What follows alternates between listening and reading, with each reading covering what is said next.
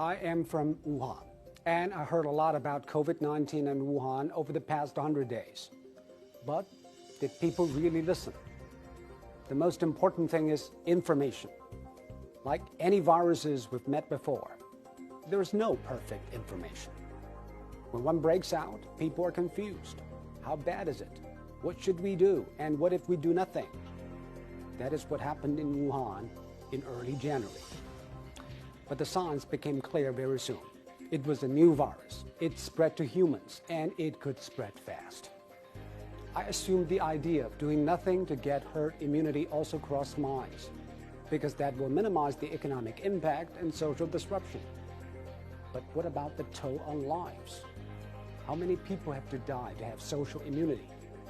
And China has a large population. That means even a small fatality rate of 1% from 1.5 billion would account for a lot of people. Chinese policymakers soon realized we could not wait, and we needed to do something big and quick. We went back to the basics: testing, isolation, and contact tracing. But that proved to be challenging. If you have enough testing kits and trace contacts thoroughly, you don't need to isolate everybody. That is what Singapore and South Korea did.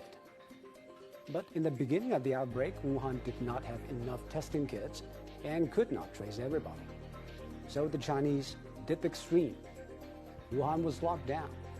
People stayed at home. The lives of millions were disrupted, and the economy came to a halt. A month later, the epidemic was under control. But unfortunately, the rest of the world did not pay attention. One major reason is human nature. We don't see threats until it is in our faces.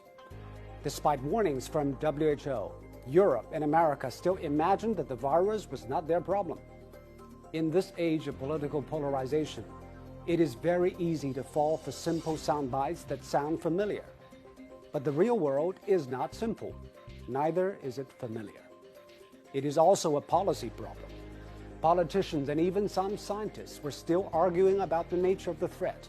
Is it a super flu or a cataclysmic pandemic, or is it something in between? I guess they were blind to blow-by-blow accounts of Wuhan doctors fighting fatigue and desperation. The mortality rate is not big, but big enough to think again about everything.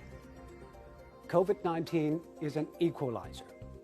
Did China do everything right? No. There is a lot that needs to be revisited, refined, and even reformed. But if you're blinded by stereotypes like how we can trust information from a communist country, you are not only doing injustice to the painful efforts of the Chinese, you are denying yourself a chance to gain insights into a common enemy that respects no national borders and political inclinations. Let us not be provincial here. Some of the ideas and practices might not apply elsewhere, but it won't hurt to listen. Isolation means isolation. It needs compliance from the people.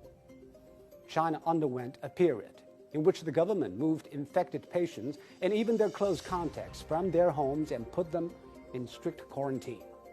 That is extreme, but that also dramatically cut down infections. People think of the Chinese as disciplined, but what I saw in Wuhan was beyond normal discipline. Nobody stayed indoors because their apartments were blocked by metal bars. They stayed at home because they commit to each other. In general, the lockdown in China was much more severe. Of course, the debate about individual rights and public health will go on. But when the house is about to burn down, we don't argue about our bath time. But there are things unique to the Chinese system, of course. For example, the relationship between the central and the local governments. The central government in China plays the role of a champion, guide, coordinator, supervisor, and guarantor of last resort. So when I saw Governor Cuomo of New York begging the federal government to step in to get ventilators, I thought, wow, what a difference different systems can make. So you have 50 states competing to buy the same item. We all wind up bidding up each other. In February alone, the central government in China sent 16,000 ventilators to Hubei. Yes, one part of the country is locked down, but it is not cut off. On the contrary, it is lifted up by the rest. The American system is different. The federal government in D.C. is not the central government in Beijing. But to deal with the epidemic, strong central leadership has undoubtedly helped. I'm not saying the Americans should copy and paste. They would not and could not. But at least they should understand the forces at work and help their system improve. Of course, different societies have different values. The Chinese prize collective benefits, and the Americans value individuality. But we need not go one way or another. We need to keep a new balance when the wind blows hard and from an unknown place. COVID-19 could also be a great corrector. Drop all the lenses that might blind us, because even with the best knowledge and will, it might not be enough, let alone being distracted by all the bias and bigotry. What a doctor did in Wuhan might save a life in Bergamo, and a New Yorker did not do may end up overwhelming a community in New South Wales. Let us stare at the problem with clear eyes and clear conscience, and let us do it together. We fight this with our strength and vulnerabilities. My families and friends back in Wuhan told me they are on the move again. They felt the pain, they fought the plague, and they embraced life regained.